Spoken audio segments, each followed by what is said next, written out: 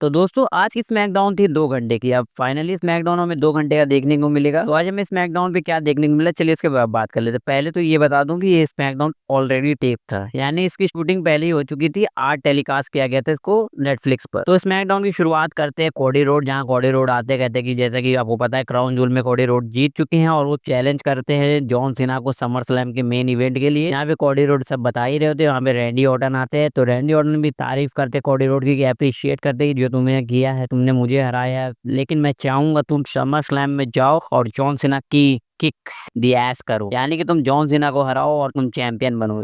Randy Orton यही कहना चाह रहे थे, लेकिन यहाँ पे अचानक ड्रू मैकिंटायर का म्यूजिक हिट होता है और ड्रू मैकिंटायर रिंग के अंदर आते हैं। वो तो कोडी रोड की तारीफ तो करते हैं, लेकिन रैंडी ऑर्टन की बेइज्जती कर देते हैं। जहाँ पे रैंडी ऑर्टन की तुम बेइज्जती करो, ये रैंडी ऑर्टन को डिजर्व नहीं करता है। उनको मतलब ये सब पसंद ही नहीं है कि तुम आके मेरे ही मुंह पे मेरी बेइज्जती कर रहे हो। तो यहाँ पे रैंडी ऑर्टन आरती वो लगा देते हैं ड्रू मैकिंटायर को। ड्रू मैकिंटायर की हालत ही खराब हो जाती है। फिर रैंडी ऑर्टन वहां से बस गुस्से में चले जाते हैं। यहाँ पे हिल टर्न जल्दी रैंडी ऑर्टन का हमें देखने को मिल सकता है।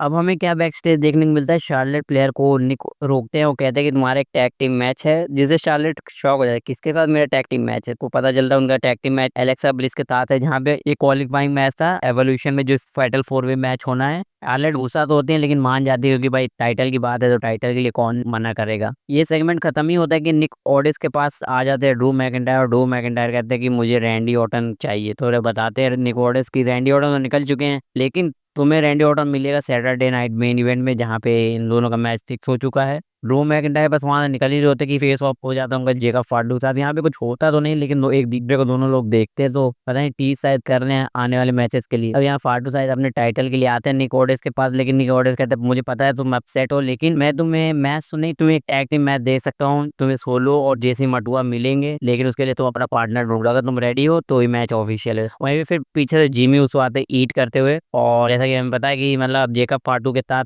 जिमी साथ में, तो टैग टीम मैच इनका ऑफिशियल हो जाता है, जो कि मेन इवेंट आज का था। अब हमें यहाँ पे क्वालिफाइंग मैच देखने को मिलता है वुमेन्स टैग टीम मैच के लिए, जहाँ पे triple threat tag team match होता है, जहाँ पे शार्लेट फ्लेयर और अलेक्सा ब्लिस एक टीम में होती हैं और Secret Hervice versus B Fab and Michin होती हैं। जहाँ पे इस मैच को अलेक्सा ब्लिस और शार्लेट फ्लेयर जीत लेते हैं, जहाँ पे अलेक्सा ब्लिस ट्विस्ट ब्लिस लगाती हैं फेरी और नेवेन को, और इस मैच को पिन करके जीत लेती हैं। अब यहाँ से स्मैकडाउन का तो एक बंदा क्वालिफाई कर गया, अब रॉ का एक बंदा क्वालिफाई करेगा। उसके बाद एनएक्सटी से भी एक प्लेयर मतलब एक टैग टीम हमें देखने को मिलने वाली है। अब हमें बैक स्टेज क्या देखने को मिलता है, हमेशा की तरह जो टैग टीम डिवीजन है मेंस वाले, वो आपस में लड़ते रहते हैं और निकोडेस के साथ हमेशा बहस करते रहते हैं, और यही सेगमेंट चल रहा होता है उनके बीच में, जो कि एक कुत्ते और बिल्ली वाला सीन चल रहा होता है। वहाँ हमेशा की तरह वहाँ बैक स्टेज में कुछ कारनामा चल रहा होता है। उसके बाद एक मैच फिक्स कर दिया जाता है टैग टीम का। तो यहाँ पे एक 8 मैन टैग टीम मैच होता है, जहाँ पे Wyatt Sicks versus Montez Ford ब्रेटो Johnny Gargano and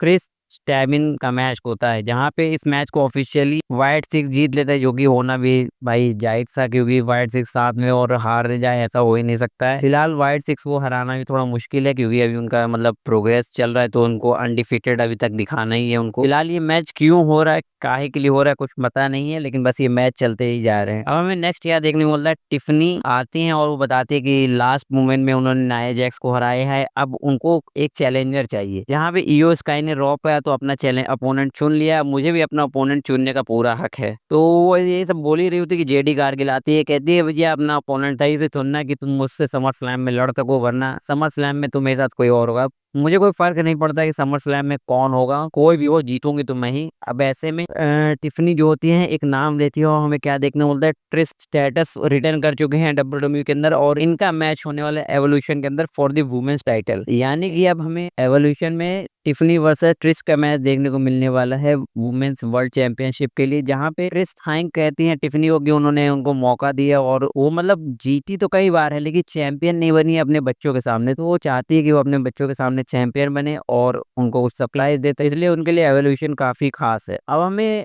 back stage क्या देखने को मिलता है, सोलो सिको का प्रोमो कट, जहाँ सोलो सिको वो कह रहे होते हैं कि कैसे अब ब्लड लाइन उनकी स्ट्रांग है, जहाँ पे वो यूनाइटेड स्टेट चैंपियन है। उनके साथ तांगा लोंगा है, जो कि एक नए मेंबर है जिसको गाइड करेंगे जेसी मटुआ। उनके बाद टामा लोंगा है, जो कि काफी अब ताकतवर स्ट्रॉन्गेस्ट टीम है ब्लड लाइन की, जहाँ पे वो जेकब फाटू जैसे निठल्ले को ब्लड लाइन से निकाल चुके हैं। उसके बाद हमें नेक्स्ट देखने को मिलता है फ्रैक्शन वर्सेस आंड्रे और रे फिनिक्स का टैग टीम मैच, और इस टैग टीम मैच में आंड्रेड और रे फिनिक्स जीत जाते हैं। और उसके बाद हमें मेन इवेंट देखने को मिलता है जिमी उसो और जेकब फाटू वर्सेस पोलो सिको और जेसी मटुआ। यहाँ मैच की शुरुआत तो काफी तगड़ी होती है, जेकब फाटू के ऊपर काफी सारे अटैक करते हैं सोलो सिको, लेकिन जेकब फाटू को कुछ फर्क ही नहीं पड़ता है। यहाँ जिमी उसो का हाई फाई मूव भी हमें देखने को मिलता है, जहाँ पे मून सॉल्ट लगा के जेगा फाटू सोलो सिको को पिन कर देते हैं और इस मैच को जीत लेते हैं। लेकिन उसके बाद भी सोल जेगा फाटू का पेट नहीं भरा होता है, वो अनाउंसर टेबल को क्लियर करते हैं और टॉप रो पे चढ़ते हैं। यहाँ पे वो कूद नहीं जा रहे होते कि हमें क्या देखने को मिलता है, टाला लोंगा आते हैं और उनको स्लैम दे देते हैं रिंग के अंदर। जहाँ पे जिमी उसो बचाने की कोशिश तो करते हैं, लेकिन जिमी उसो को बहुत पूरी तरीके से पीट दिया जाता है। पहले तो टामा लोंगा इनके ऊपर अटैक करते हैं, उसके बाद टाला लोंगा